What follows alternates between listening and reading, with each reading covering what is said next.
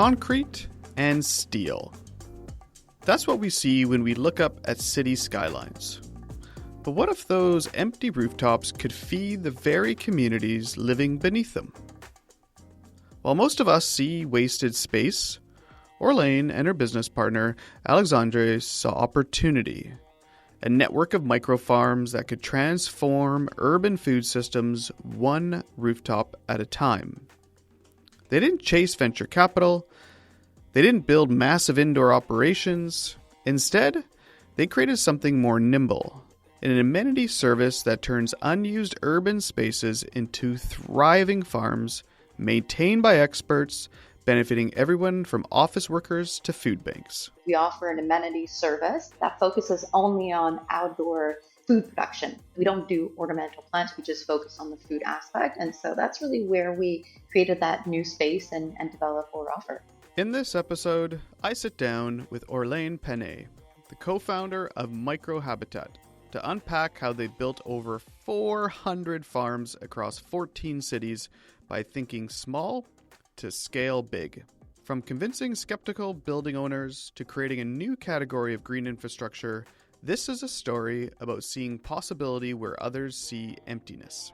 We're now a team of over 50 people during the growing season. So I have an expansion team and procurement team that supports those teams. COVID was great for that. We were growing at 2 to 3 times each year. Welcome to The Capitalist Hippie, the podcast where we challenge the old rules of business to build something better. I'm Marco Pimentel, marketing expert, entrepreneur, and lover of bold, sustainable ideas. Every week, we dive into data-backed insights, groundbreaking ideas, and real-world strategies that help you outthink and outmaneuver the status quo. Seeing all those unused spaces in urban settings, roofs, ground spaces, there's so much potential. What began with just 2 clients, a residential property, and a high-end restaurant has evolved into a movement that's redefining how cities feed themselves, and they're just getting started. Let's dig in. Orlane, welcome to the show. Thank you so much. I'm excited to dive into this topic today because you've taken essentially underused rooftops and you've turned this into like a flourishing urban farm that feeds cities. It fuels, climate storytelling and action, and community food. So it's all these amazing things, but how you've done this is really interesting. What was the core, what was the first idea? What was that kind of first spark or idea? We're going to change the way that we do urban farming. Yeah. Well, I have to really give the credit to my business partner, Alexandre. He was finishing his studies in environmental sciences and agriculture, so he had the background to be able to develop the business model. And I think it really bloomed from the idea of seeing all those unused spaces in urban settings, roofs, ground spaces. There's so much potential. And so he thought about the idea of the microhabitat model, which is transforming unused spaces, integrate urban farming, and build urban resiliency through urban farming. So that's how it started. And I joined him. I felt the idea was really great. My background is in accounting and management, but I always had that interest in developing something that would be good for sustainability, be conscious about climate changes. And we were friends since high school. And so when he told me about the idea, I wanted to jump in right away. So that's how it started. Yeah, and it was in 2014 that you launched? Yeah, officially in 2016, but we started working on it 2 years prior to that. Yeah, so what was that, I guess, that initial business model that was a bit different than maybe the way that these unused roofs were being used before, or maybe some of the, because even, almost 10 years ago now, there probably wasn't that many urban farms on empty roofs, I'm going to guess. Yeah, it still is. It's still not super developed. I think 2 models that we've seen that were out there were the traditional landscaping company that was, that's offering a landscaping that's normally ornamental and not edible. Some will add sometimes a little bit of edible production, but it's not specialized on agriculture. And the other avenues we saw being developed is more indoor farming, vertical farming, where companies are taking vacant spaces, turning them into indoor farming facilities, and then producing with a model that sells fresh produce.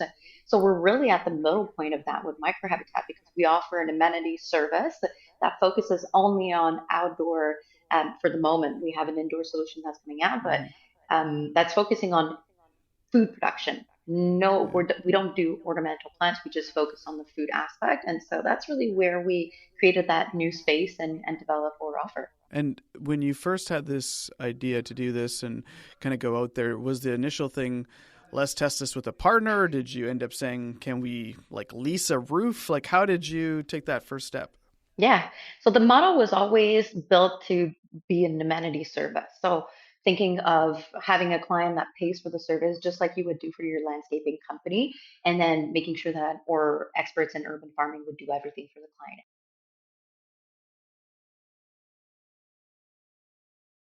This is a brilliant business model shift. Instead of competing in the crowded produce market, MicroHabitat created an entirely new category: urban farming as a service. It's not about selling tomatoes, it's about selling the infrastructure, the expertise, and experience of hyper local food production. Alex, when he started the business, was able to confirm two projects. So one with a residential property at an architect's home, and then a high-end restaurant, which is in Antonio Park, a very high-end restaurant, a sushi restaurant here in Montreal. And so it made sense for those end users to have a production on site, have that farm to table concept. And so that's really how it started. But when I joined in the company, I quickly realized that there was a lot of potential that was going much further than hospitality and residential. We understood that commercial real estate could benefit from this, and started to develop that for all the different types of asset classes. So that's how we expanded from those two clients to developing now the world's largest urban farming network. Yeah, we could dive into that even a little bit further. So, like, I think people would probably initially think that to build out urban farms kind of across North America as you're currently doing right now, I think you have over 400 farms.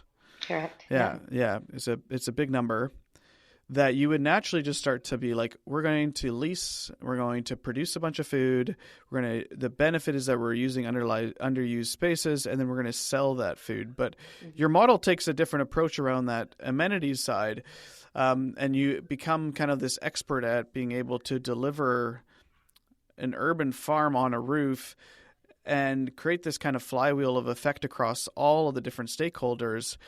How did that kind of model get received when you started out, and what were the kind of immediate benefits that you realized, like, okay, oh, this actually scales a lot better than us kind of doing all that?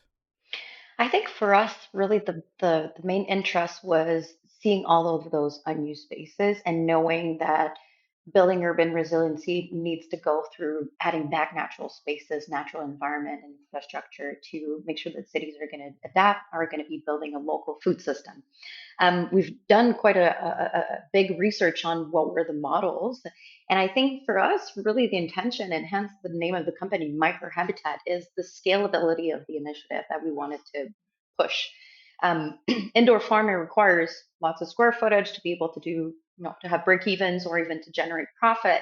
And we just realized that, well, it's not applicable to outdoor spaces. It's not going to benefit, going to be a benefit for biodiversity and local insects. Like it's something that's important. And I think that there's a field that needs to be developed in that sense. But the ecological mission and values that we wanted to bring with the business model were not checked off if we were to consider indoor spaces. And so that's really where we understood that creating micro pockets, micro habitats, small scale farming on multiple locations, no, decreasing also the capital that's required to be able to exploit and deploy those programs, would make it not just a niche. It would make it available to a lot more people. And I think that's that kind of scale that we already had in mind in thinking, how can we create a global movement with a local presence in every kind of square of space that's available. So that's really was what was the main driver of why we decided to do that. And knowing that the mission of what we wanted to do is also create environments that are going to be helping the urban environment in terms of air quality, biodiversity, rainwater management, and heat waves. So climate impacts that our solution is helping and solving. Yeah, and not to mention just using a space that's underutilized and building and creating your own localized food chain, which we need more so that they're not bringing in other foods elsewhere. When you first brought this kind of to market, was there skepticism around it? Like, was it that the customers were like, "Well, we could just do this ourselves"? Like, what was the main kind of pushback when you started to build this out? Well, for sure, that point of people thinking that they can do it themselves is one, but it's quickly, it's a conversation that can be quickly turned off in the sense that a landscaping company is not necessarily specialized in food production. It's two different aspects, even though it looks very closely related.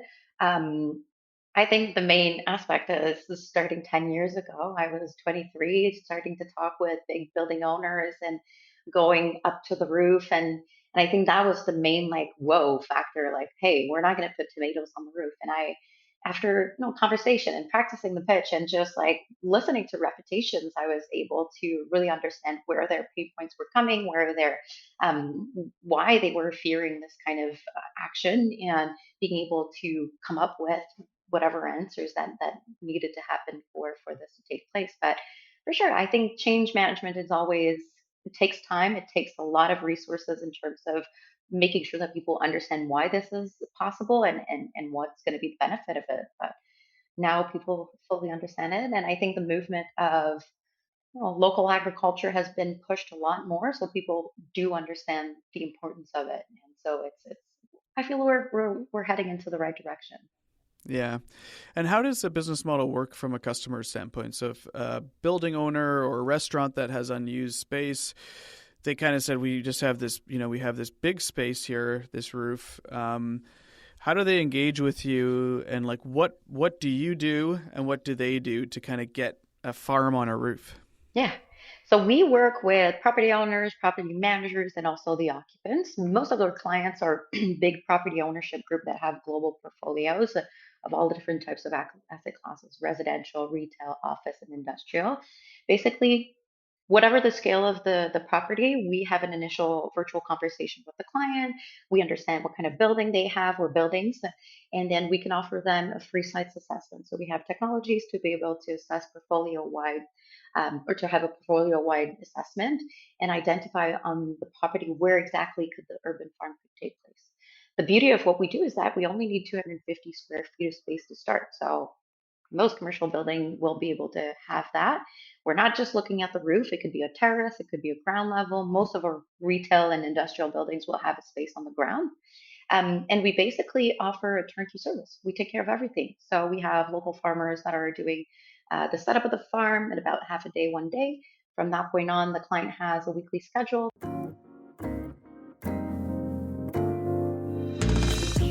This is what makes the model work. They've eliminated every barrier to entry. No expertise needed, no maintenance headaches, no logistical challenges. By packing urban farming into a frictionless service, they've transformed what would be a complex sustainability project into a simple purchasing decision. That's how you scale impact, by making the right choice the easy choice.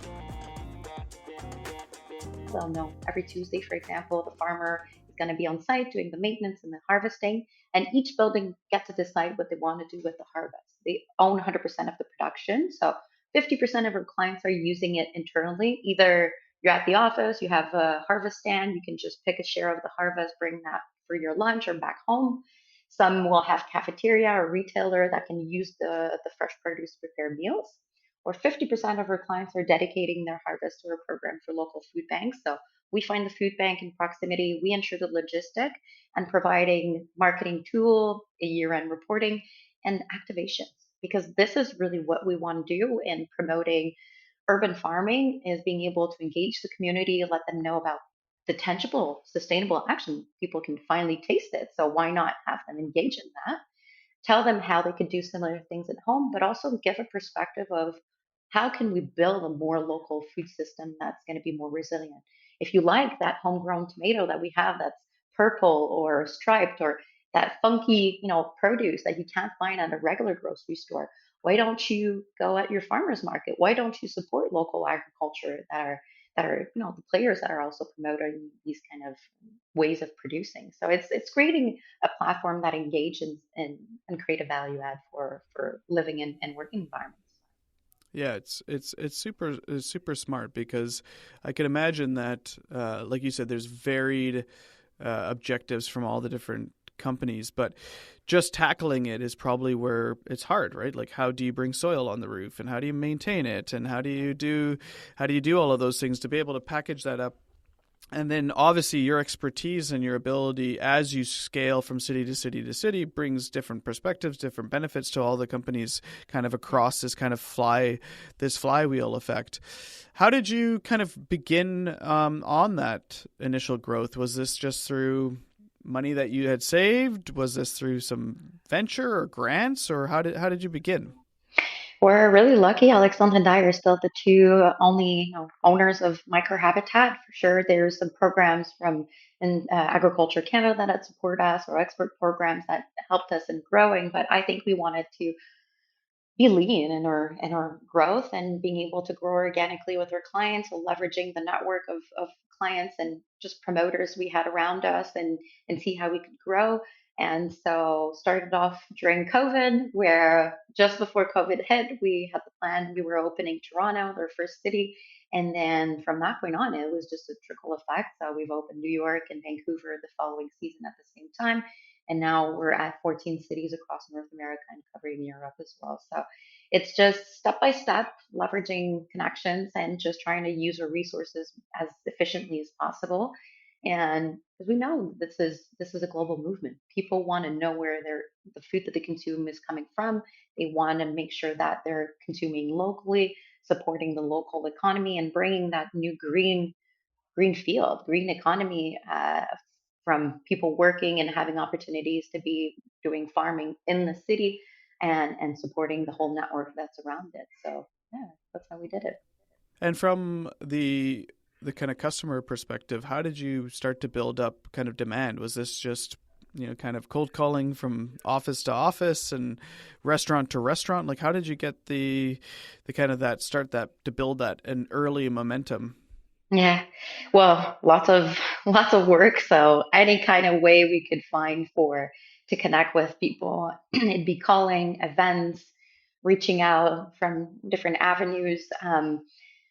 For sure, when we're talking to property owners, I'm working with banking institution, pension fund, insurance company. Those are the main players, but we have also a few restaurants here and there. But I think it's just seeing, okay, where do we bring value? What's going to be the pitch? What's going to be the perspective? What avenues do we have to be able to connect with those? And just I think what we're trying to do and what we're bringing is resonating with so many people, that we had the privilege and the luck to have people that were evangelists, just saying, "Hey, I can't necessarily do something for you, but let me put you in contact."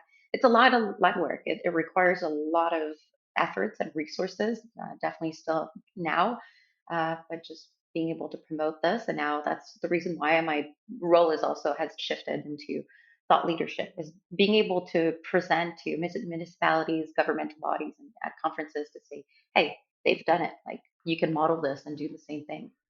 Yeah, and from your team, how have you built that team, and what does it look like? Because you had mentioned that you work with a lot of different kind of local farmers in the cities that you're in. Are they employees? Are they partners in all the different cities? And how do you scale that? Because that seems very difficult as you kind of scale across all the different cities. Yeah, well, it's a team effort, but everyone's is an employee from MicroHabitat. So whenever we have a new region that's open, we have local infrastructure, local teams that are trained under the MicroHabitat standard. We're now a team of over 50 people during the growing season. So I have an expansion team and procurement team that supports those teams, and that are able to train them under the standard that we've created. COVID was great for that. We had a bit of we were growing at 2 to 3 times each year, so it was a bit of, intense. And COVID, we were able to stabilize our revenue, but it also allowed us to create that space where we looked at our foundation, really started to build this business with an intention of bringing it globally. And that has been really a perfect timing and a great way to make sure that the scalability of the business would work, and we would have the processes to do so. So when you go to a new city, because you're hiring people to work with you and work for your team, is there a certain number of buildings that you need to have kind of on board to kind of do that? Or is it like, let's get the first one and the first one will get us kind of the next one and the next one? It always depends on the partner, but we'd like to start with 5 properties per region. Sometimes we have, major partners that are already working with us that are requesting for it to happen. That's what we've done, for example, when we've opened LA. Started in one year with one project. Following year, we did 10 times, our revenue. So sometimes it's just, having a foot in the door and having people talk about it. And just from there, we're able to grow. So it's a bet Yeah. to take, but it pays off. 2 to 3 times growth in a year is pretty incredible and impressive. Yourself and your co-founder own 100% of it.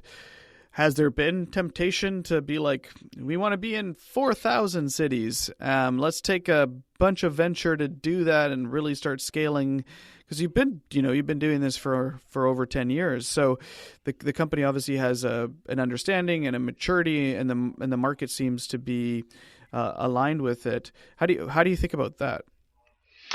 It's always there. There's always a possibility. I think we just want to make sure that it's going to be a strategic alliance. So having a partner that can open door, that can understand the long-term vision.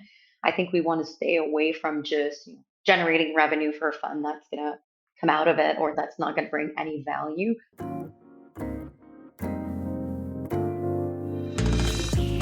This patient capital approach is rare and powerful. By maintaining ownership, they preserve the freedom to optimize for impact alongside profit. They're not racing against artificial timelines or growth targets. This isn't just about control, it's about alignment. When your mission requires changing behavior and systems, the traditional venture timeline often forces compromises that undermine your core value. We see microhabitat as becoming a powerhouse in terms of sustainability and urban farming in the next 10 years. So we really want to make sure that that's going to make sense, and those new avenue of revenues that we'll want to generate are going to be something that future partners would support. Definitely being 10 years and just us leading this, we want to have that agility, be able to keep that kind of momentum and that kind of speed. And so definitely, we want to continue to grow our network, and we're always open to collaboration, to potential partnerships. So it's something we want to explore. Yeah. How do you do the marketing side or the storytelling side? Because that seems like an important piece. Like, obviously, there's community engagement. There's a tangible benefit for what you're doing for your customers, as in, like, there's greenery on the roof. There's food to be to be eaten. So, like, your hands are in the dirt and you can feel it and see it. So that's beautiful, because you can see that life kind of growing. How do you help your customers take that and because I think there is a piece of that, right? Like, you engage community because community gets to see this, and that's hard. That is hard to do. Like, I think a lot of people struggle to storytell, and it seems like that's a piece that you help your customers do as well.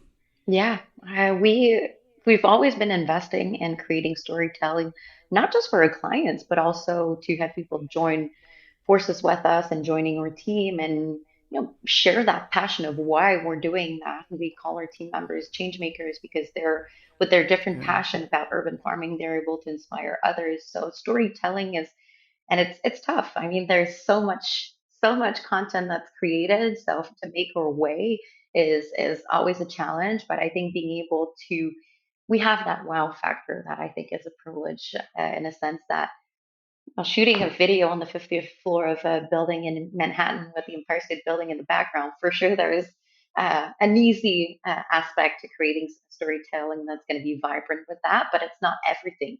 I think what is the most challenging part is being able to express values and why, above the benefit, the simple benefits that people could see, why we're creating this and the movement we're trying to build also. When you think about the next kind of 3 to 5 years, you're obviously growing into different cities, but there's, I guess, maybe two parts to this question.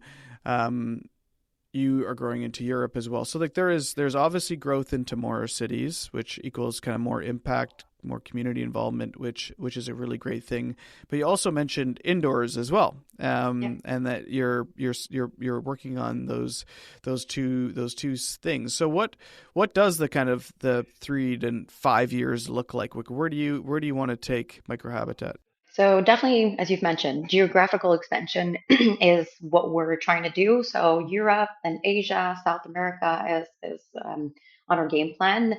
Then new ways to develop urban farming. So we have this indoor solution that's going to resemble a little bit like an IKEA piece of furniture that you're going to be able to have in your office, at your home, to be able to grow yearly leafy greens.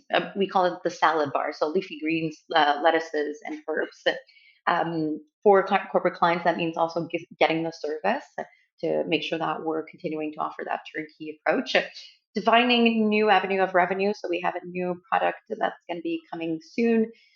Planter boxes. That is basically something that you can also add fencing. We see that a lot of people want to build their own garden, or even our clients, that they want something that's going to be aesthetic, high end look. But they don't necessarily want to hire a local contractor. They don't necessarily know the technicality of a good system. And so we're trying to build the tools to be able to go B2C with that and really have that as a retail product. And then working on technology. So we have a new platform for clients to access their farm feed, get updates, have access to resources. But this platform is going to evolve into a marketplace, a community building, and we're just trying to create a space where anyone that's growing food can connect to one another and share resources and make sure that this knowledge base is being expanded constantly. Yeah. Yeah. That's a lot to build, and that's exciting. The consumer side is really interesting because I'm gonna guess that when you launch an urban farm, there are materials and ways that you do it that are probably similar on space to space and how you do that. And so is that just the way that, from boxes to, planters to those type of things where you're potentially looking at bringing that to market for consumers to be like, here's, like if you have a 50 square foot place or a 100 square foot place, here you go. Here's how you can do it yourself. 100%. Yeah, we've created this specific method that we know works across all climates. For sure, the plants will need to be adapt, but we know that this is the best way to do ecological intensive urban farming on a small scale with minimal investment. And so we already have the setup. We have 4 distribution centers in North America. We have expansion to our procurement team that are already there. So it's like, why not bring this solution to a greater market? And create something that's going to be beneficial for individuals to also benefit from. So yeah, that's the plan. Yeah, when I'm assuming when you're starting off, you must have had some failures in terms of just the farming, like things not growing and things not working and structures. Like how hard was that piece? Because food and nature could be difficult. Yeah, indeed. I think, well, first, one of the main element and how we've been able to face those challenges is having team members that are really resourceful and knowledgeable about that. We have a lot of people coming from science background, agriculture. So, we've tested this quite a lot and to adapt. The beauty of ecological farming is I will never create a farming zone that has monoculture. The reason why is that it's not beneficial for the environment or biodiversity, but it's also a great way to make sure that we're going to have success. Typical urban farm would have at least 20 varieties. So, and varieties, I mean, you may have 5 different types of tomatoes and then 20 different types of different veggies and herbs. And so, if 1 or 2 or even 5 are not making it, then you still have a successful season. And I think it's being open with clients. Listen, even if we've masterized, even if we have over 100 farm in the region, your space is unique. So we're going to try stuff. It's never going to be perfect in the first year. We need to use that season as a way to assess what are the conditions, how is nature evolving in that space, and each season we keep on evolving and optimizing the space. But it's to be transparent. When I think about a roof, I think about heat and it being hot, and obviously our climate being a bit hotter as well. Obviously, the sun is good for plants as well, but you need water. Is that part of a bit of the tricky part with summer gardens and growing food is just heat and water and balancing all of that? Yeah, but what I like to tell people is like ever across the globe, people farm. So there's Yeah. always ways to do it. I think the most challenging part is more for the farmers. People don't realize, for example, a white roof is going to be reflecting a lot of heat. So it's great for the plants, but for sure at some point the farmers need to be well equipped to make sure that they can go through a whole day.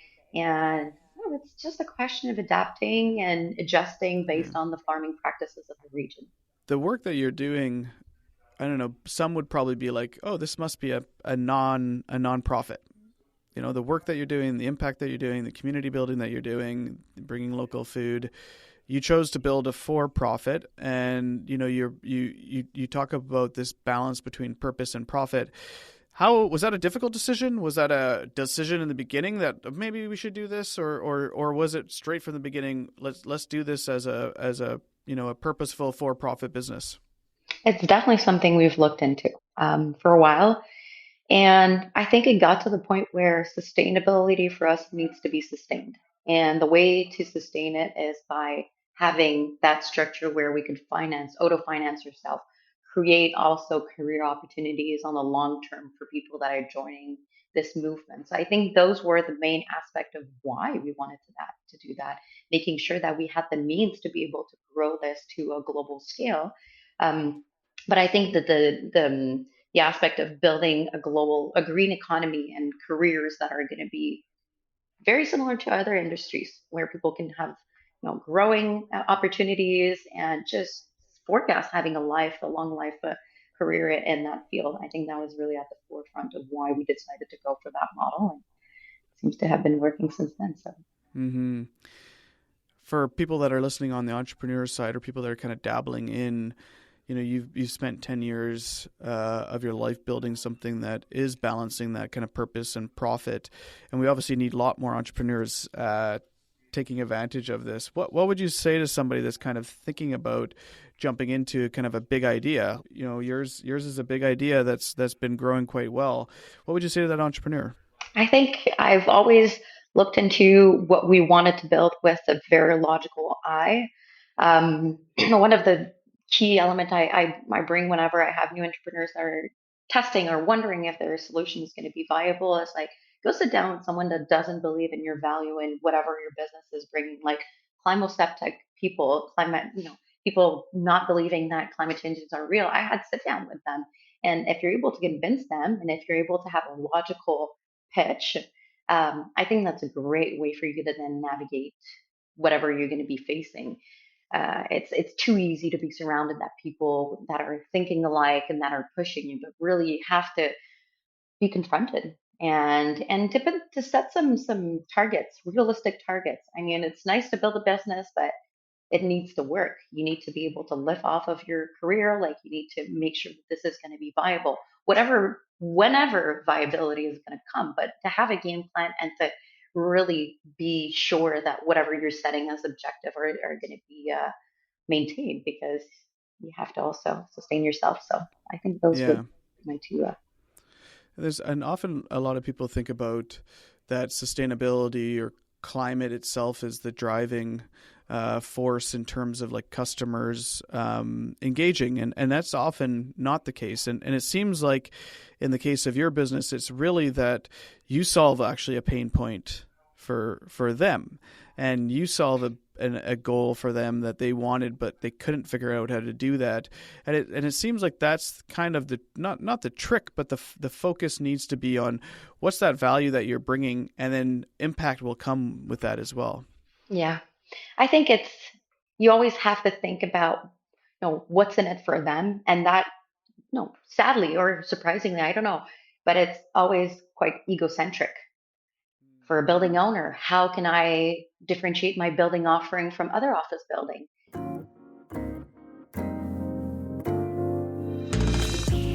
Leading with impact is tempting, but often ineffective. The most successful climate solutions don't win because they're sustainable. They win because they're better solutions to existing problems. Sustainability becomes a strategic advantage, not the primary selling point. How can I make sure that my office workers are going to be happy and willing to come to work? Or how do they feel like their values are aligned with mine? So it really has to start with understanding the person you have in front of you and trying to understand what are their pain points. And from that point on, then you have a way of connecting with them. I think just pitching whatever you have to offer never makes sense. You have to really fully put yourself in people's shoes.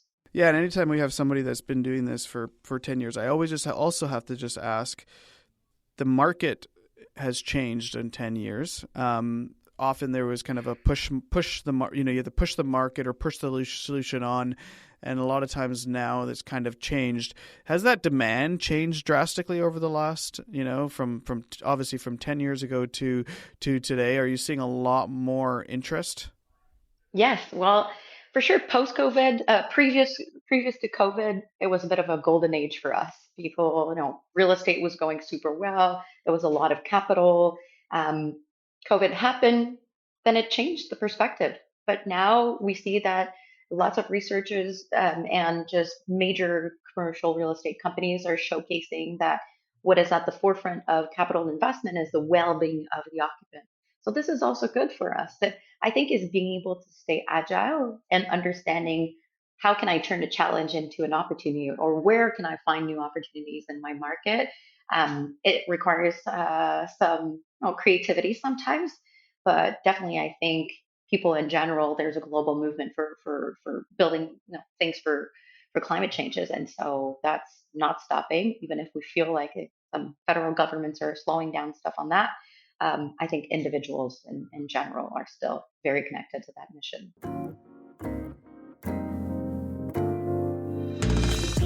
What strikes me most about Orlane's approach is how they balance purpose with pragmatism. They didn't just build farms, they built a business model that makes urban agriculture accessible and scalable. As they expand into Europe and beyond, they're proving that sustainability doesn't have to be sustained by grants or goodwill alone. It can and should be built into the very structures of our cities and economies. Thanks for listening to The Capitalist Hippie.